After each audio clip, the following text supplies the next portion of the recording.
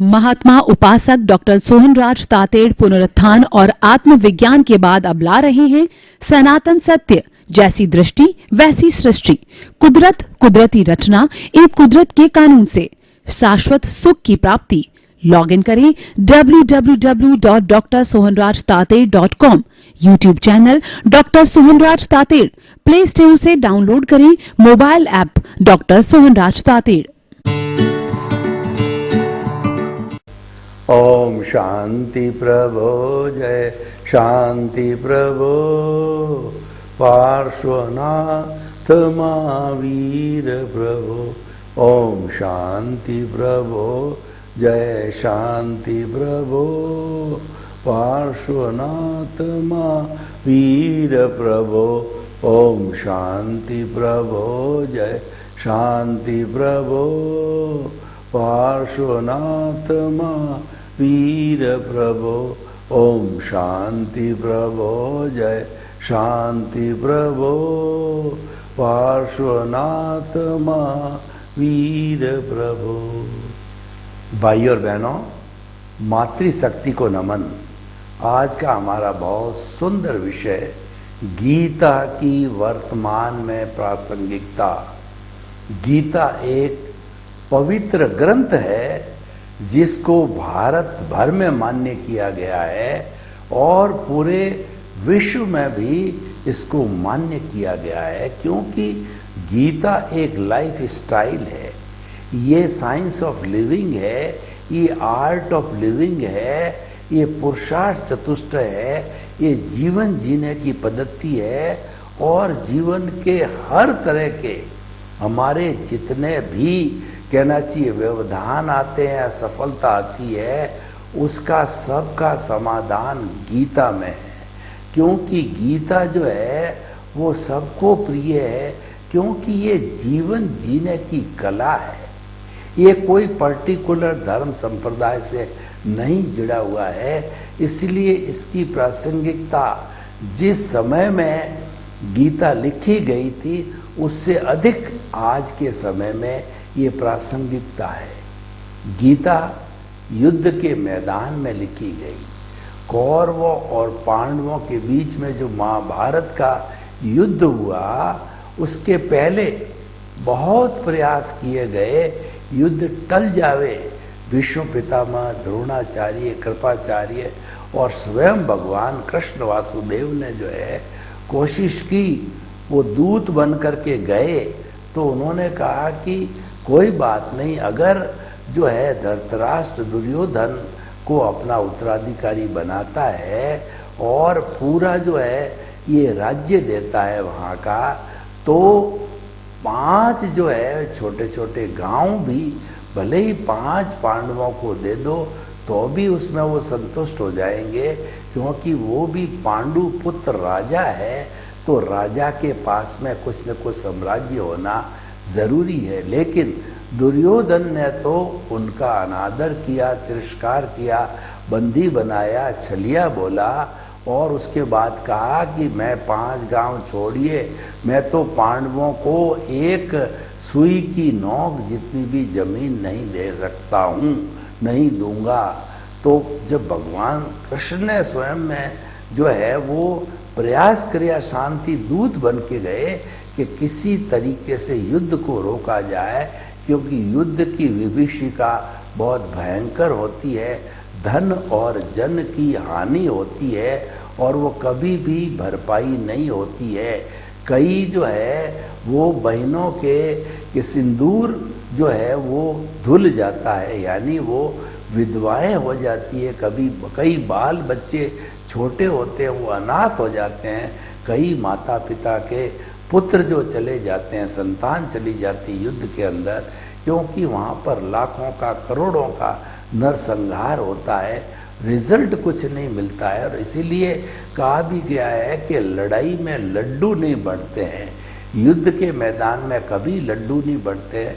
लड्डू हमेशा शांति के समय के अंदर बटा करते हैं। जब शांत वातावरण हो, प्रेम का वातावरण हो, भाईचारा हो, तब खुशियाँ मनाई जाती है। युद्ध के मैदान में तो कहाँ से खुशी होती है, वहाँ तो निराशा ही निराशा होती है। जो व्यक्ति जीत भी जाता तो जीतने वाला भी जब गहराई में जाके अध्ययन करता है तो वह अपने आप को हारा हुआ मानता है, क्योंकि सामने देखता है कितने लोगों का संहार हो गया है। उदाहरण के तौर पर देखिए कि जो अशोक है, जिसका कि चक्र आज हमारे नोट पे और अशोक चक्र भारत का चिन्ह है, उस अशोक ने अपनी जो है जीत के बाद बहुत बड़ा समारोह मनाया। तो उसकी माँ उसको जो है युद्ध के मैदान में ले गई कि तू देख, जो इतना बड़ा विजेता बनके और खुशी मना रहा है, देख कितनी विधवाएं हो गई, कितनी माँ के सपूत चले गए, कितने छोटों बच्चों के जो है वो छोटे बच्चे अनाथ हो गए। तो घृणा हो गई अशोक ने, और अशोक ने जो है संन्यास ले लिया। तो कहने का तो होता है, युद्ध के अंदर कभी भी सुख की अनुभूति नहीं होती है। युद्ध के अंदर हारा हुआ भी जीता हुआ भी हारा हुआ ही समझता है, और युद्ध जो है एक कहना चाहिए बिल्कुल शून्य परिणाम लाता है। तो भाई और बहनों, ये जो गीता जो कैसे लिखी गई, इसका आप देखिए कि कौरवों और पांडवों में कुरुक्षेत्र के अंदर महाभारत का 18 दिन तक युद्ध चला। तो जो पांडवों के अंदर धनुर्धारी, गांडीव धनुर्धारी अर्जुन था, तो अर्जुन को ये कार्य दिया गया, और वो बहुत बड़ा जो है कहना चाहिए धनुर्धारी था। तो भगवान कृष्ण स्वयं जो है उसके सारथी बने, वो निहत्था सारथी बने, उन्होंने कोई शस्त्र नहीं रखे। तो वो स्वार्थी कृष्ण भगवान सारथी पूरे 18 दिन तक बने रहे। तो जब वो उनका रथ है युद्ध के मैदान में लाके खड़ा किया गया, तो अर्जुन ने देखा कि सामने मेरे भीष्म पितामह हैं, मेरे गुरु द्रोणाचार्य है, कृपाचार्य है, मेरे भाई है, बंधु है, बांधव है, चाचा है, ताऊ है, मैं इनके साथ युद्ध लड़ूंगा, इनको मारूंगा, धिक्कार है। उसने शस्त्र डाल दिए। तो भगवान कृष्ण ने कहा कि कितने प्रयास किए कि युद्ध टल जाए, लेकिन युद्ध असंभावी है। यह युद्ध अधर्म पे धर्म की जीत है। ये युद्ध एक नया वातावरण पैदा करने के लिए, नई परंपराओं के लिए हुआ है। ये असंभावी है, ये तुम्हारे पे थोपा गया है, तुम कर नहीं रहे हो, तो इसलिए तुम इसके कर्ता भाव नहीं हो। उनको कर्ता भाव से मुक्त किया कि तुम अलग हो और युद्ध लड़ने वाला अलग है। तुम तो मूल स्वरूप के अंदर शुद्ध आत्मा स्वरूप हो, और ये लड़ने वाला अर्जुन है, ये देहधारी नामधारी है, ये रिलेटिव व्यू पॉइंट से लड़ रहा है, ड्यूटी स्वरूप में लड़ रहा है, और ये कर्ता बन करके नहीं लड़ रहा है। ये तो निष्काम कर्म कर रहा है, यानी फल की बिना इच्छा लिए हुए, क्योंकि थोपा गया है, duty for the sake of the duty के लिए लड़ रहा है। तो जो अकर्ता बना दिया उसको, अर्जुन को, और उसको भगवान ने अपना विराट स्वरूप बताया। विराट स्वरूप दे करके वो भगवान की आज्ञा में आ गया, समर्पित हो गया और युद्ध लड़ा गया।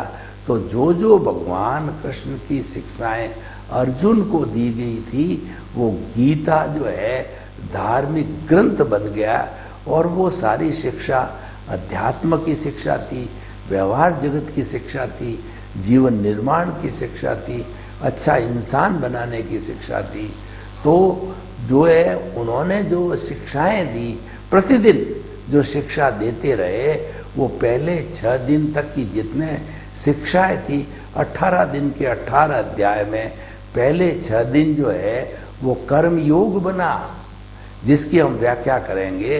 दूसरे 6 दिन की शिक्षाएं हैं वो जो है भक्ति योग बना, और तीसरे 6 दिन की शिक्षाएं हैं वो ज्ञान योग्य बना, ज्ञान योग बना।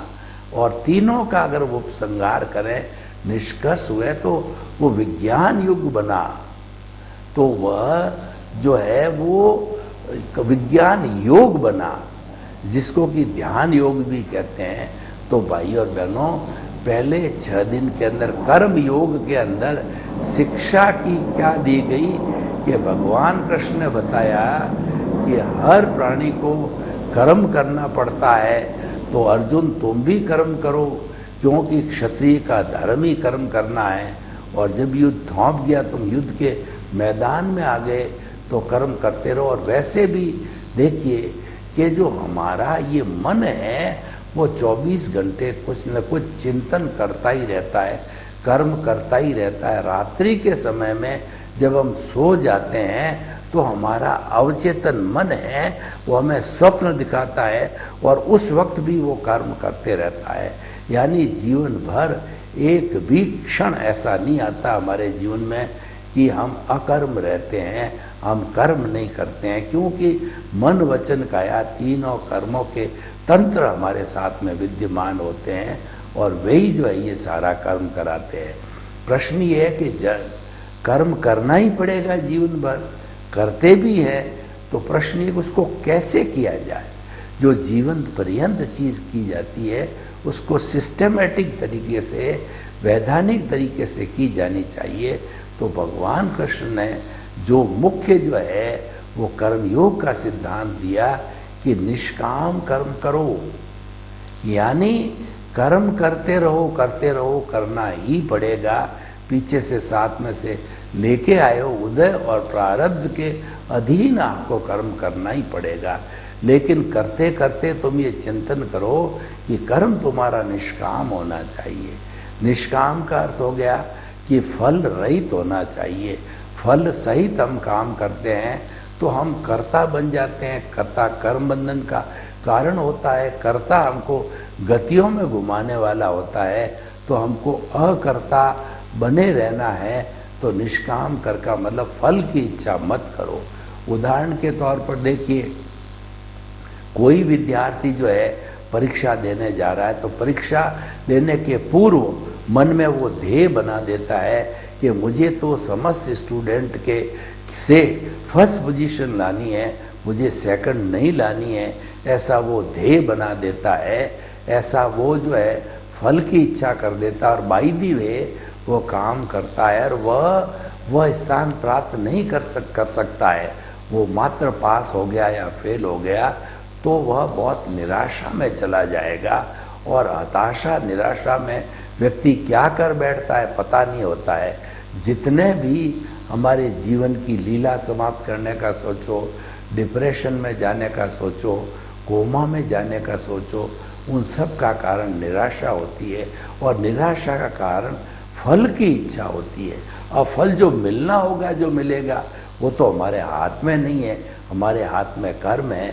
तो आपने अगर यह निर्णय कर लिया कि मुझे फल की इच्छा नहीं करे, जो भी मिले मुझे वो मान्य है, वह मैं उसके अंदर संतुष्ट हूँ, तो ऐसी स्थिति में चाहे हमको सफलता नहीं मिले, हम फर्स्ट पोजीशन नहीं आए, तो हम दुखी नहीं होंगे, निराश नहीं होंगे, और पुनः आगे से आगे काम करते रहेंगे। इसलिए जीवन के अंदर हमेशा काम करते हो, करना ही पड़ेगा, और करना भी चाहिए, लेकिन निष्काम कर्म करना चाहिए। ये गीता की कर्म योग की सबसे बड़ी शिक्षा है। और कर्म जो है शालीन तरीके से करता रहना चाहिए, और कर्म करने में ऐसा कार्य करना चाहिए कि किसी को दुख ना हो। हमें जो भी कर्म करें उसके अंदर जगत के हर प्राणी को निमित्त, निर्दोष, अकर्ता और शुद्ध आत्मा समझने चाहिए। वो कर्म पवित्र होता है, वो कर्म मुक्ति की ओर ले जाने वाला होता है, वो कर्म हमारे नए कॉजल बॉडी, नए कोहज डालने वाला नहीं होता है। और इस पद्धति से हम जीवन को सुखी बना देते हैं। जीवन में कभी दुख आता ही नहीं है, क्योंकि हमने जो ध्येय बनाया हुआ है वो सुख की ओर जाने वाला ध्येय है, वो परमानेंट सुख का ध्येय है। उसकी नींव लगाते हैं तो फिर हमारे दुख होने का प्रश्न ही नहीं है। और वैसे हर प्राणी, छोटा हो चाहे बड़ा, जो जीवन धारण करता है, जो जन्म लेता है, वो जीना चाहता है, और जीने के साथ साथ में सुख चाहता है। कोई भी प्राणी जीवन में दुख नहीं चाहता है।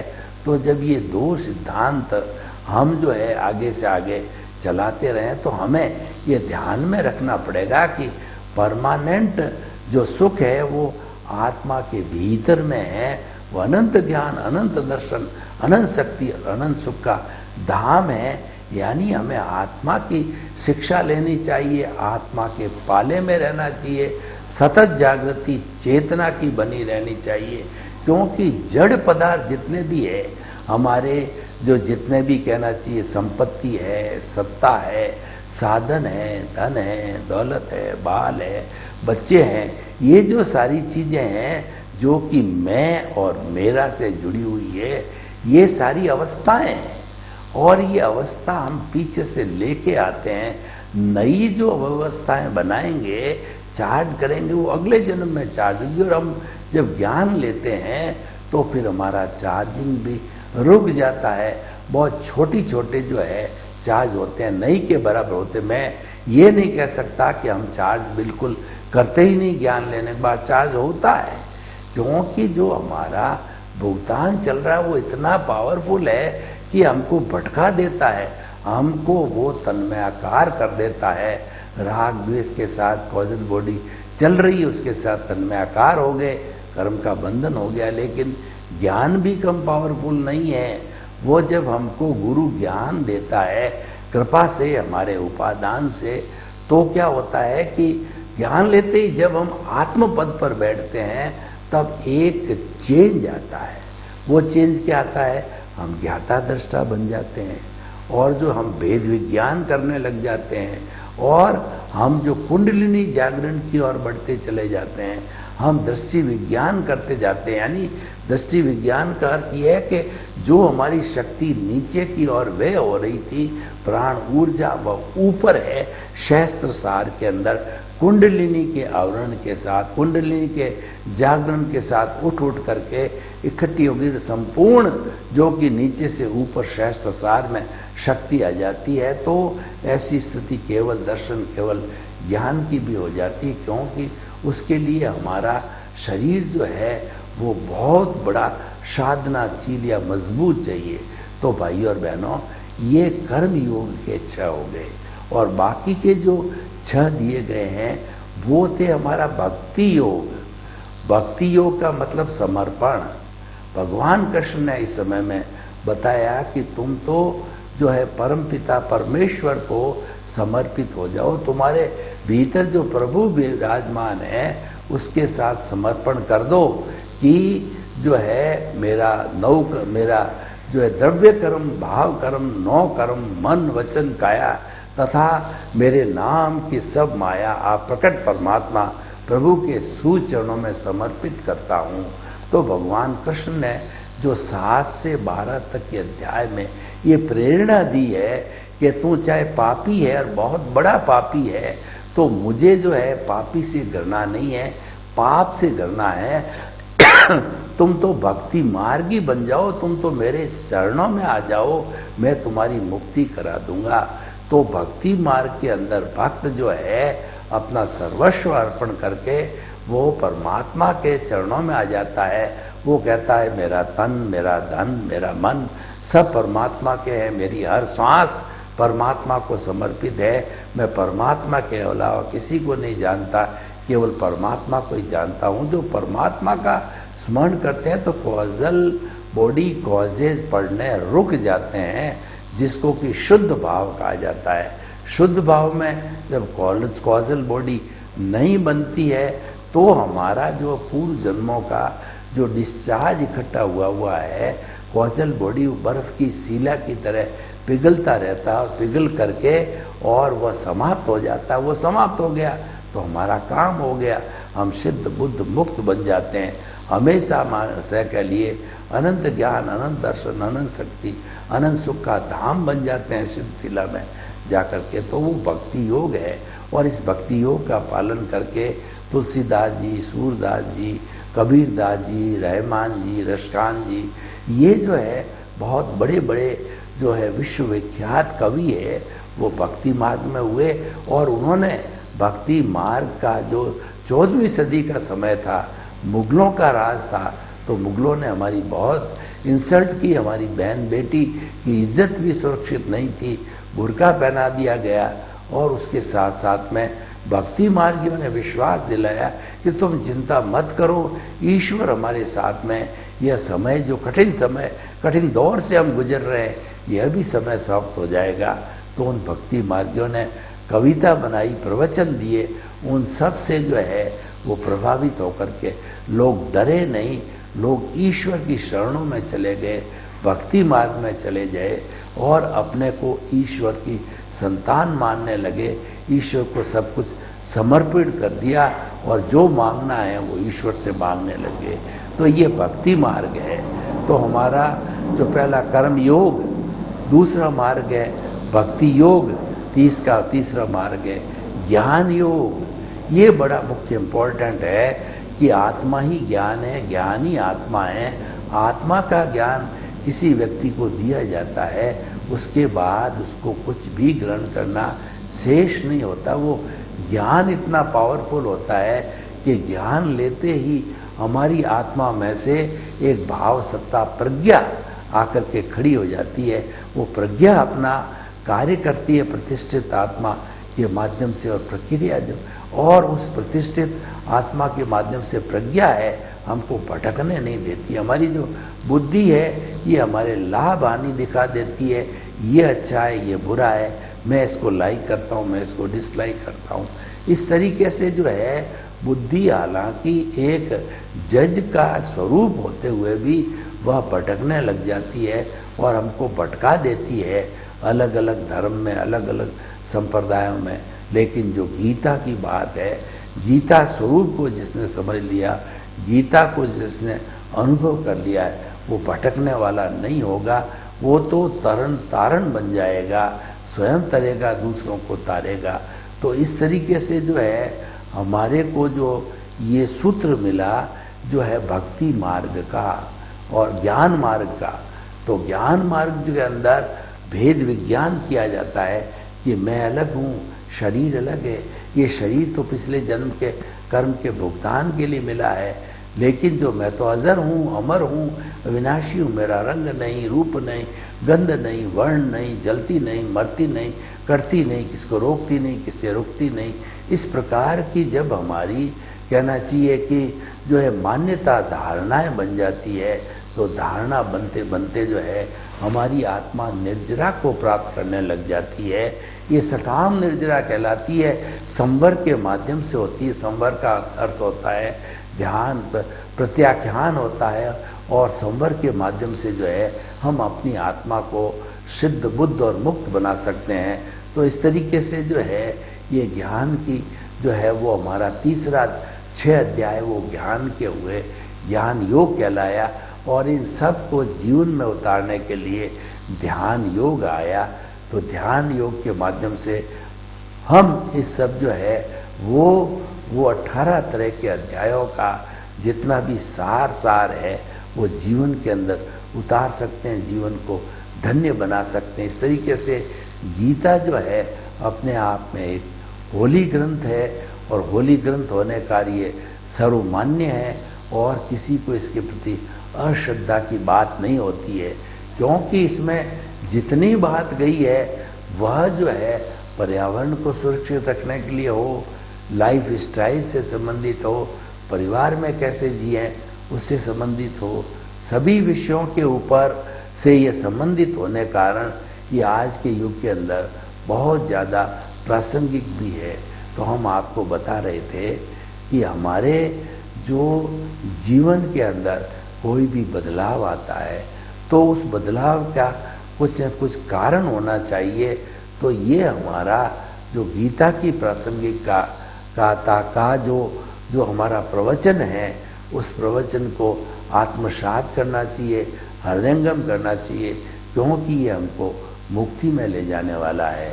तो भाई और बहनों, जो गीता की प्रासंगिकता को हम अच्छी तरह से समझें तो गीता हर युग के अंदर प्रासंगिक रहेगी, क्योंकि उसके अंदर इतनी संभावनाएं छुपी हुई है कि एक एक चीज़ का अध्ययन करें तो नई नई दिशाएं उद्घाटित होती है।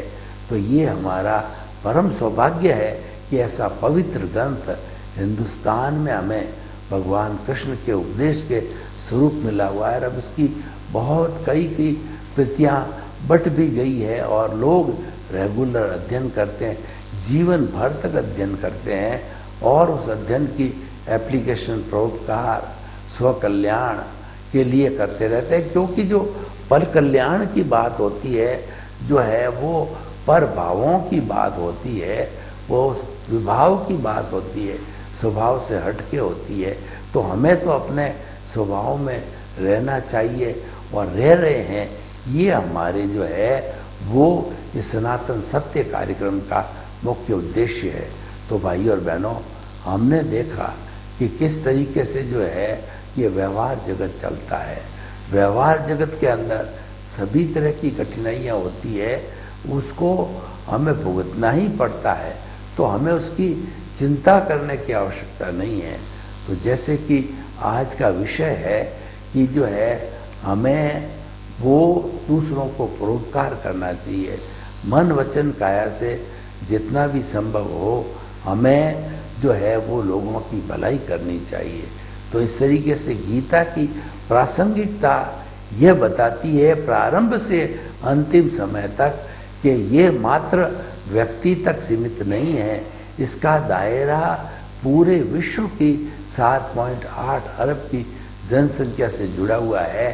तो कोई भी एक व्यक्ति जो है अगर ज्ञान को धारण करके अच्छी तरह से समझ करके ध्यान लेता है तो वैसा का वैसा प्रभाव दूसरों पर भी पड़ता है और दूसरे भी उसे आलोकित होते हैं, क्योंकि आत्मा तो स्व पर प्रकाशक है, स्वयं प्रकाशित है और दूसरों को प्रकाशित करने वाली होती है।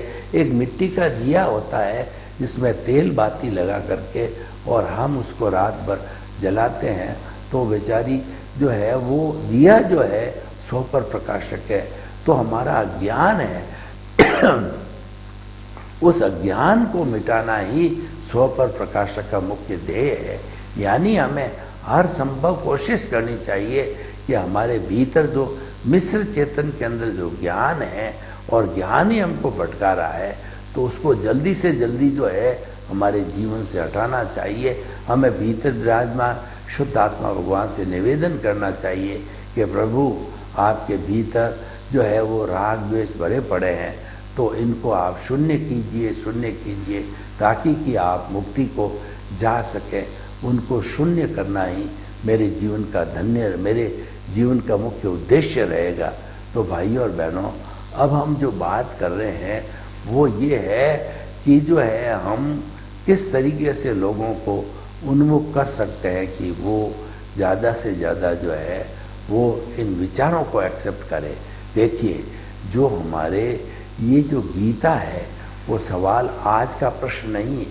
गीता को कई वर्षों पहले लिखा गया था, तो उस वक्त के अंदर प्रासंगिक थी, उतनी की उतनी आज ही प्रासंगिक है। और आप सबसे पहला इसका उदाहरण ये देखिए कि कोर्ट के अंदर गीता पे हाथ रख करके उस व्यक्ति को शपथ दिलाई जाती है कि जो कुछ कहूँगा सच सच कहूँगा, सच के अतिरिक्त कुछ नहीं कहूँगा। और जो है उसको बार बार जब ये स्मरण कराया जाता है और उसको एक वैधानिक उपमा भी दे दी गई है, वैधानिक रूप से पारित भी कर दिया गया है, तो हम समझ सकते हैं कि हमारे जो ये आत्म जगत की बात है कितनी प्रमुख बात है।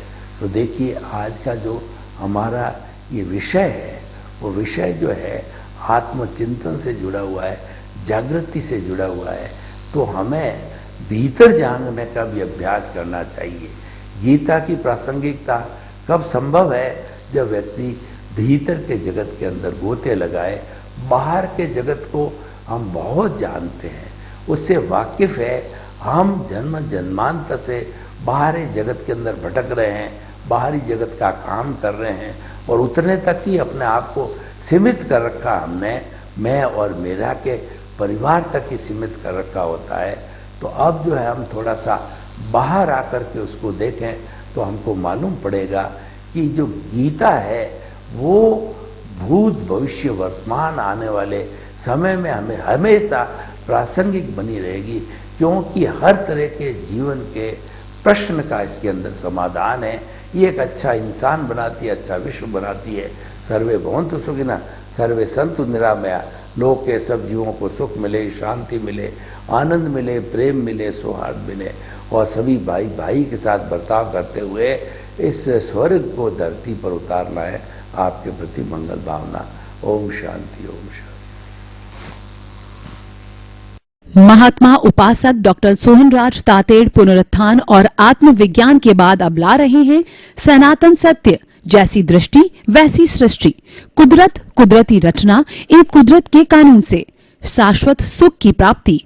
लॉग इन करें www.drsohanrajtater.com, YouTube channel doctor Sohanraj Tated, play store से डाउनलोड करें mobile app doctor Sohanraj Tated.